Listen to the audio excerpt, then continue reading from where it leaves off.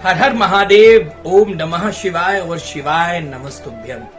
मित्रों, सबसे पहले तो आप समस्त राष्ट्रवासियों को 29 जुलाई 2025 मंगलवार के दिन पड़ने वाले नाग पंचमी के पावन पर्व की बहुत सारी शुभकामनाएं। काल सर्प दोष और क्या है नारायण नागबली, आज हम इसके ओर बात करने जा रहे हैं। जैसा कि आप सभी जानते हैं कि 29 जुलाई 2025 को शुभ दिन मंगलवार के दिन नाग पंचमी और शिव और सिद्ध योग का निर्माण हो रहा है। इसे शिव सिद्ध योग बोलते हैं और ये ऐसा योग है जिसमें आप अपनी तमाम प्रकार की परेशानियों को और कई सालों से चले आ रहे संकटों का समाधान तो कर ही सकते हैं। और काल सर्प योग का पूजन इतना कठिन नहीं है कि जिसे किया ना जा सके। आपने जैसा कि पूछा कि आचार्य जी इस पूजन को कैसे और किस विधि से कर सकते हैं, तो सबसे पहले तो एक बात आप समझ लीजिए कि काल सर्प योग होता क्या है। देखिए, शास्त्रों में जो वर्णित है, काल मतलब आपके ग्रह और नक्षत्र, और सर्प की जो योनि मानी गई है वो मानी गई है राहु और केतु की। जब राहु और केतु के मध्य में सभी ग्रह आ जाएं, जैसे चंद्र है, सूर्य है, बुध है, मंगल है, वगैरह वगैरह, तो आपकी कुंडली में काल सर्प योग का निर्माण होता है। आप काल सर्प योग का पूजन तो वैसे जो शास्त्रों में वर्णित है वो ये है कि आप या तो ये काल सर्प योग का पूजन नासिक में करा सकते हैं, त्र्यंबकेश्वर में। दूसरा, ये पूजन आप उज्जैन के महाकालेश्वर ज्योतिर्लिंग पर करा सकते हैं, शिप्रा नदी के तट पर। और तीसरा, ये पूजन आप इलाहाबाद स्थित वासुकी मंदिर में भी करा सकते हैं। काल सर्प योग जब किसी जातक की कुंडली में होता है तो उसे बहुत सारी कठिनाइयों का सामना करना पड़ता है। ऐसा जातक जीवन में बहुत सारे उतार चढ़ाव भी झेलता है। मैं एक सबसे पहले तो जो लोग काल सर्प योग के पूजन के लिए जा नहीं पा रहे उनके लिए एक आसान सा उपाय बताता हूं। आपको क्या करना है, एक नाग नागिन का जोड़ा लेना है, 1 लोटा दूध लेना है, इसमें थोड़ी सी हल्दी और 2 लौंगे डाल करके आप जा करके भगवान शिव जी पर अर्पित कर दें, चढ़ा दें, उन्हें समर्पित कर दें।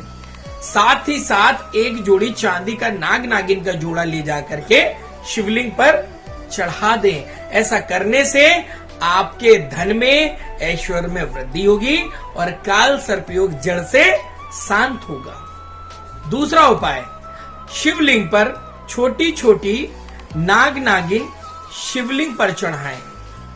ऐसा करने से भी राहु केतु और शनि का दुष्प्रभाव समाप्त होता और भाग्योदय होता है। शिवलिंग पर दूध और केसर 1 लोटा जल में डालकर अगर आप नाग देवता की मूर्ति पर चढ़ाते हुए शिवलिंग पर अर्पित करते हैं तो सर्वदोष से मुक्ति मिलती है। फिर चाहे वो विवाह की बाधा हो, संतान की बाधा हो या दुर्भाग्य काम कर रहा हो, ये सभी चीजें आपको आपके जीवन में सफलता की ओर मोड़ देती हैं। तो मेरा मानना है कि काल सर्प योग का पूजन अवश्य कराना अनिवार्य है। ये तो रही उन जातकों की बात जो लोग मंदिर जाकर या शिवालय जाकर के काल सर्प योग का पूजन नहीं करा पा रहे हैं। जो लोग अपने घर में ही पूजा कर रहे हैं, अपने मंदिरों में पूजा कर रहे हैं, तो उनके लिए मैं आपको एक उपाय बताने जा रहा हूं। आपको बेलपत्र लेनी है 108 और एक मंत्र याद कर लीजिए, ओम राम राहवे नमः, ओम केम केतवे नमः। इस मंत्र के द्वारा 108 चंदन से लेपित किए गए बेलपत्र, उन बेलपत्रों को शिवलिंग के ऊपर आपको चढ़ाना है। बारी बारी से मंत्र का जाप करिए और चढ़ाते रहिए। अगर आप ऐसा करते हैं, इस विधि से आप पूजन करते हैं, तो देवों के देव महादेव प्रसन्न होंगे और नागों के देवता तक्षक आपको आशीर्वाद प्रदान करेंगे। आपके ऊपर किसी भी प्रकार का काल सर्प योग हो वो शांत होगा। एक और बात मैं आपको बताने जा रहा हूं कि अगर आप काल सर्प योग का पूजन नहीं करा पा रहे हैं तो कल किसी नदी, हो सके तो गंगा नदी हो, तो वहां जाकर के स्नान अवश्य कर लें। आपके क्षेत्रों में जो जो नदियां प्रतिष्ठित हो वो भी चलेंगी, जाके स्नान कर लें। स्नान ध्यान करने के उपरांत सफेद रंग के वस्त्र धारण कर लें। अगर पुरुष है तो धोती, स्त्री हो तो सलवार कुर्ता पहन लें या साड़ी पहन लें। और उसके बाद पूजन में बैठ जाएं। सबसे पहले पूजन की शुरुआत जो होगी, आप मिट्टी के नाग नागिन बना करके अपने समक्ष रख लें, मिट्टी के ही शिवलिंग बना करके रख लें और मिट्टी के ही नंदी बना लें, मिट्टी के ही गणेश जी बना लें और मिट्टी की ही शिव गौरे बना लें। ऐसा करके विधिवत अपने सामने बेलपत्र द्वारा और लौंगों के माध्यम से, इलायची के माध्यम से और शिव को प्रसन्न करने वाली हर वो वस्तु उन्हें समर्पित करें और साथ ही साथ दूध के या गंगा जल के माध्यम से 108 बार ऐसी 11 मालाएं आपको करनी है, शिवाय नमस्तुभ्यम या ओम नमः शिवाय।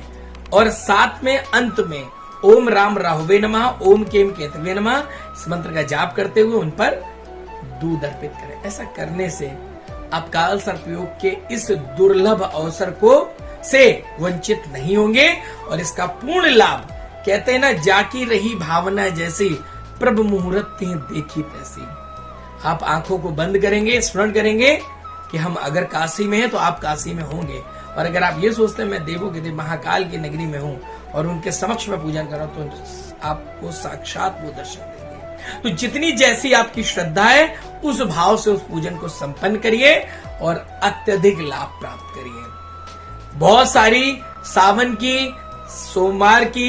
सोमवार की और इस महासहयोग की आप सभी को ढेर सारी शुभकामनाएं। हर हर महादेव। ओम नमः शिवाय।